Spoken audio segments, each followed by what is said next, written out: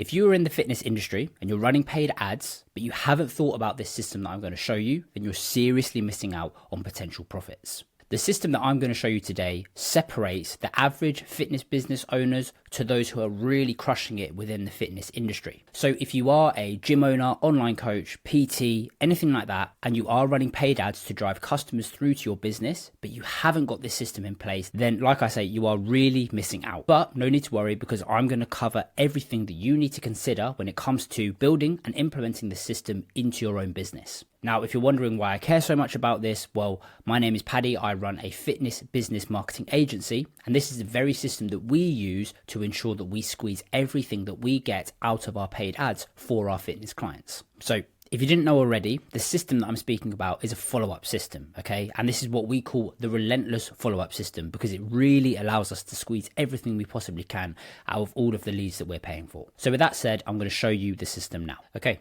so here we are. I had to take my jumper off. I was getting too hot. But anyway, this is the follow-up strategy for gym owners or fitness professionals. So like I say, we call this the relentless follow-up system, which you can see up in that top corner.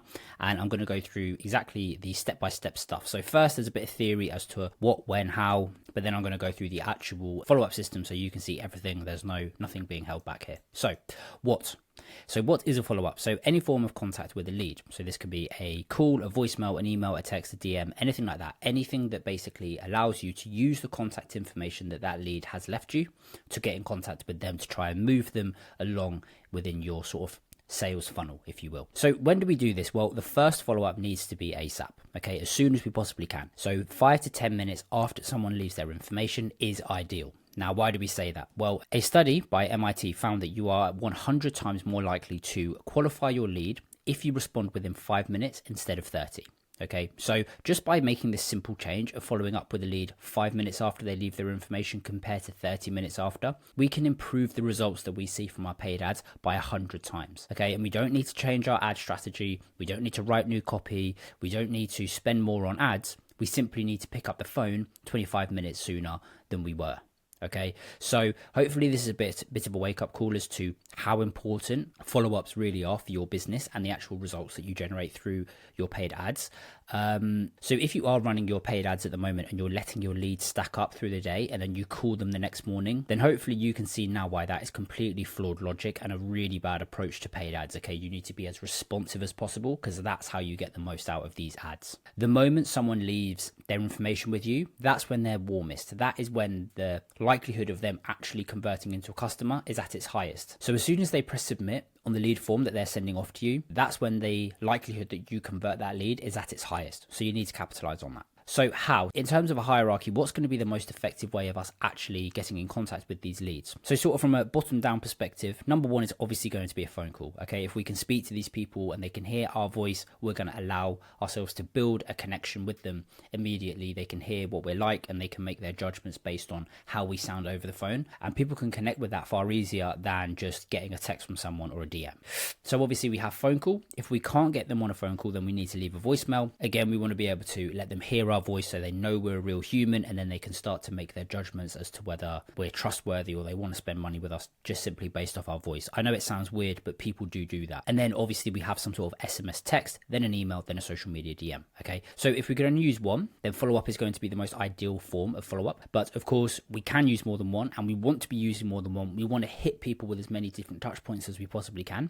So we want to be using all of these, but if we're looking from it from a hierarchy perspective, then phone call is obviously going to be number one. And then what is the goal? Well, the goal of the follow-up system is to funnel them through to the next stage of the funnel. Okay, so if we have got them onto a lead and then we want to push them through to a tour or a call or a meeting, some sort of sales situation, that's the goal of the follow-up. Okay, that's the bridge that connects them from being a lead to being a prospect. And then if we're thinking about it from a funnel perspective, well, this is what it looks like. So a new lead enters the top of your funnel via paid ad. So someone has filled in your lead form and they are now officially a lead.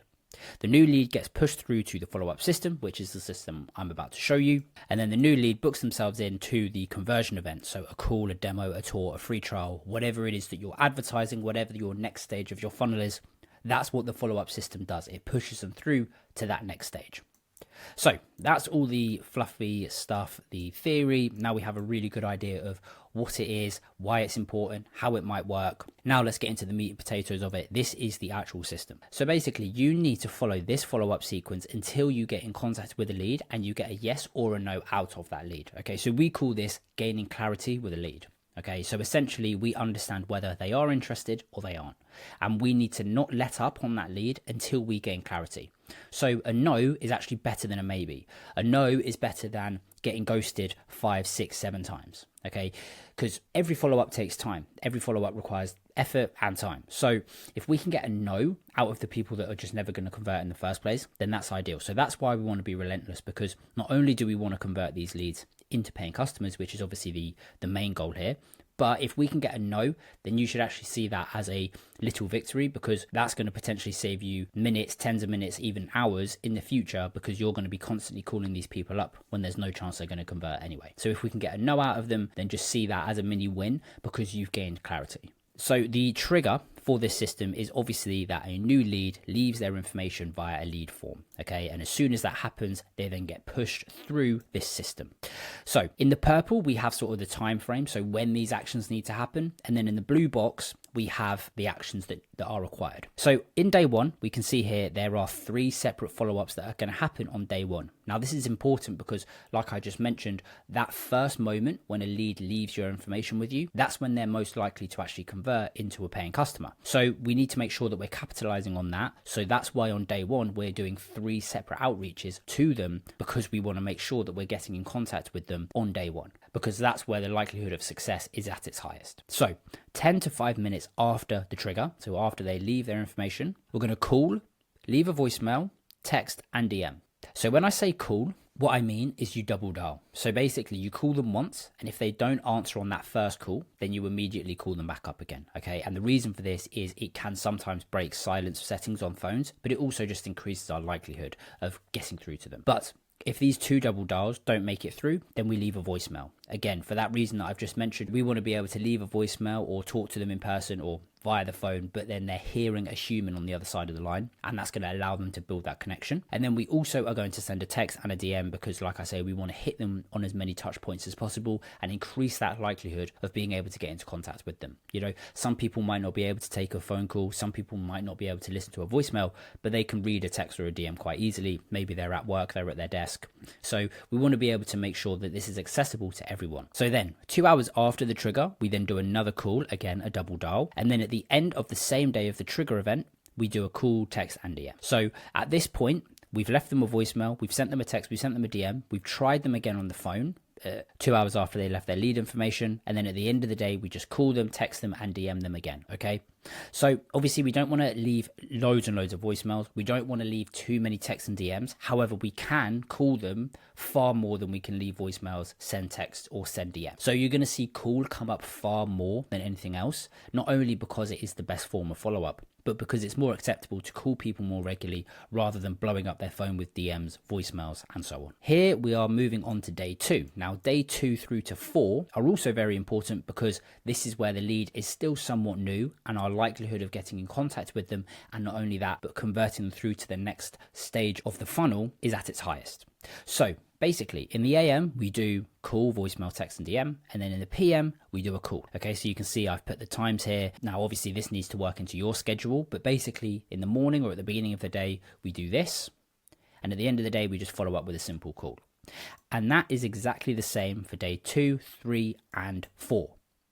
Okay, and now at this point, we've called them a lot, we've tried to get in contact with them a lot, and we're starting to breach privacy regulations, and probably just it becomes a bit unethical and a bit immoral to just continue to blast leads in this fashion for forever until we get on the phone with them. So after day 4 is when we start to scale it back a bit, and on day 5 we simply have an AM call, and that's a call, voicemail, text, and DM. Okay, and then here we really start to take our foot off the gas and just sort of accept that maybe this lead isn't interested in us right now. That doesn't mean that they're dead. It doesn't mean that they're never going to convert, but we start to pull back on the follow-up system, and we're going to allow our other systems that we have in place to start to recycle these leads and eventually convert them in the future. So a week after they've left their lead information, so day 7, we simply do a call and a voicemail. And then after that first week, every other week for the next 4 weeks, we simply just call them in the morning. So on day 14, 21 and day 30, we give them a call and hopefully we can get through to them. Then at the end of this, we've now reached a month since they've left their lead information with us. So this is what I've been speaking about. We essentially are allowing other systems to take this lead and then eventually nurture them and slowly convert them into a lead. So basically you repeat this bottom step here, but on day 60, day 90, day 120, and we just continue to call them up, because it might not be that they're ready right now, but in 3 months time, they might finish a big project at work, or they might have finally finished moving into their new home and they're ready to join a gym, and you're the obvious option because you've been slowly nurturing them this whole time. They know that you care about them, they feel valued, so you're the obvious choice for them when it comes time for them to actually buy a gym membership, start a program, hire a coach, whatever. But if the follow-up system doesn't work, then we do need to make sure that we have other systems in place that are going to allow us to make the most of these leads. So we can do this via database reactivation campaigns. So we send out a offer to our entire mailing list of unconverted or maybe old members, unconverted leads, whatever, and we try and reactivate them into paying clients. Or they get pushed through a retargeting campaign. So we're running cold traffic ads, we're also running retargeting ads, and these people that have already converted themselves into leads are going to get hit with our retargeting ads. They're going to get slightly different messaging via these ads, and that's going to allow us to nurture them slowly and eventually turn them into paying customers. So this way we have 3 different systems that are slowly nurturing all these unconverted leads. So we're giving ourselves the best possible opportunity to convert these leads in the future. So I've just got some final little tips here at the bottom, just things to think about. So tip number 1, text-based follow-ups can be automated. Use automation tools like Go High Level or MailChimp to automate text-based follow-ups. So I do appreciate a lot of you are going to be business owners. Okay, you're very busy, you're serving clients, you're delivering your services, maybe you're trying to build content, you're trying to do marketing. It can be hard to be really on top of this follow-up system and meet that 5 to 10 minute follow-up phone call every single time for every single lead, particularly if you are running ads on a consistent basis, you're spending a lot of money on ads, you're getting a high flow of leads through. This can be tough. So these automation tools will have your back. If you can't do that initial call out, then at least you're getting in contact with a lead in some capacity via text, DM, WhatsApp, whatever it may be. But automation tools are your friend when it comes to your text-based follow-ups. Number 2, create follow-up scripts for calls and voicemails. Okay, so design these scripts to encourage the lead to book themselves in to the conversion event, so a call, demo, tour, etc. Okay, but if you can follow a script, then that's going to allow you to systemize this thing far better.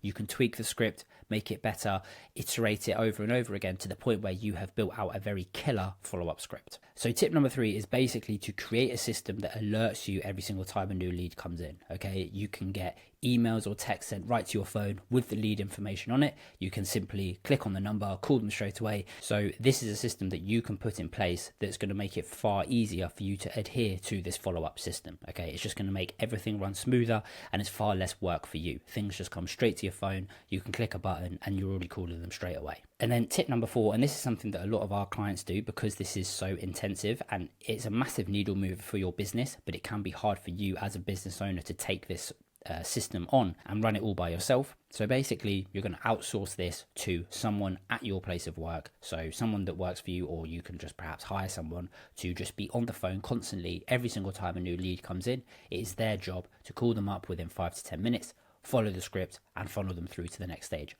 of the sales funnel.